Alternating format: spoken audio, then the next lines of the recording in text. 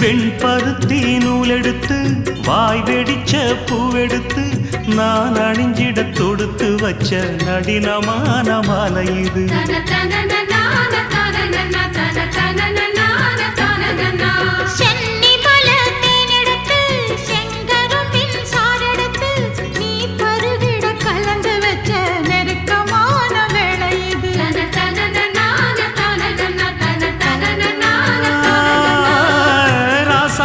உடம்பிருக்கும் ரவிக்க துணி நானாக அன்னாடம் சூடி கொள்ள ஆசை வச்சாகாதா.